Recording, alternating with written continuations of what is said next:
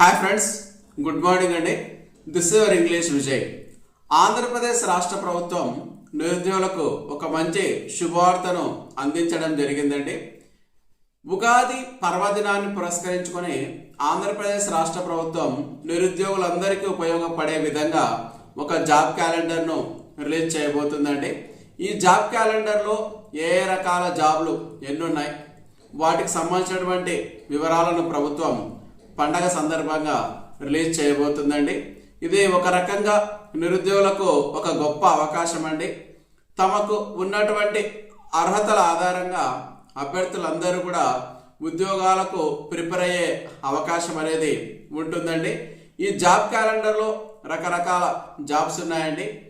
మీకు అర్హతలకు తగ్గట్టు మీరు ప్రిపేర్ కావడానికి ఒక మంచి అవకాశం అనేది ఆంధ్రప్రదేశ్ రాష్ట్ర ప్రభుత్వం కల్పించడం జరిగింది.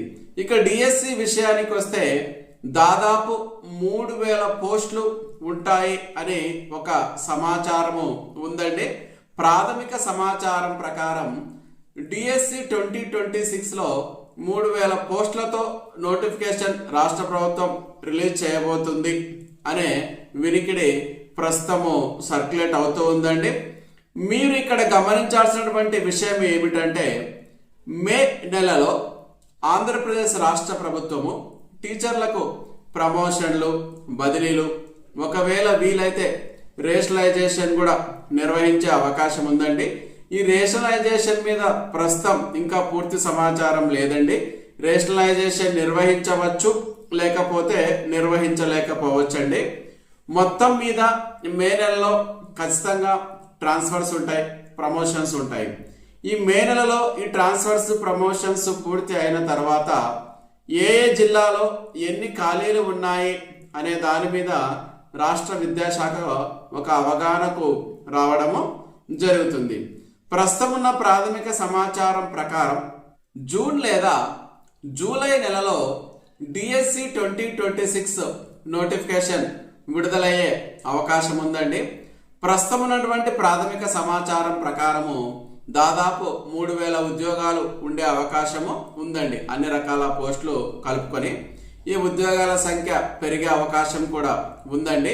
ఈ ఉద్యోగాల సంఖ్య మీద పూర్తి సమాచారం అనేది జూన్ లేదా జూలై నెలలో వచ్చే అవకాశము ఉంటుందండి.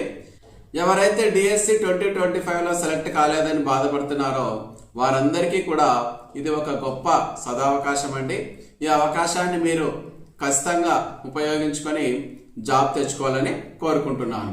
మీరు డిఎస్సి 2025ను ఒకసారి పరిశీలిస్తే ఎవరైతే లాంగ్ టర్మ్ ప్రిపరేషన్ను కొనసాగించారో వారికి మాత్రమే జాబ్ రావడం అనేది జరిగిందండి.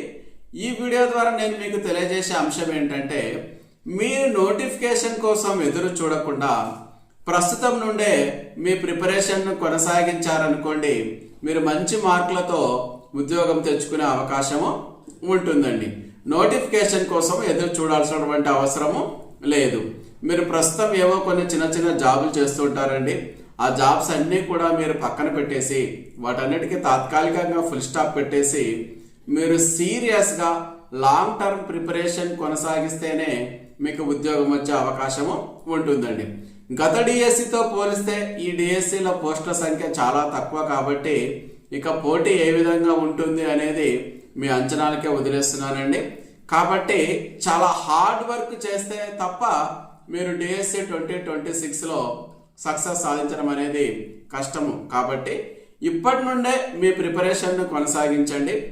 నేను భవిష్యత్తులో మీ ప్రిపరేషన్కు ఉపయోగపడే విధంగా గ్రామర్కు సంబంధించి, ఇంగ్లీష్ గ్రామర్కు సంబంధించి, ఇంగ్లీష్ మెథడాలజీకి సంబంధించినటువంటి వీడియోస్ను పోస్ట్ చేస్తూ ఉంటాను. ఈ వీడియో మీకు నచ్చినట్టయితే లైక్ చేయండి, షేర్ చేయండి. మరిన్ని అప్డేటింగ్ వీడియోస్ కోసం మా ఛానల్ చూస్తూ ఉండండి. Thank you friends.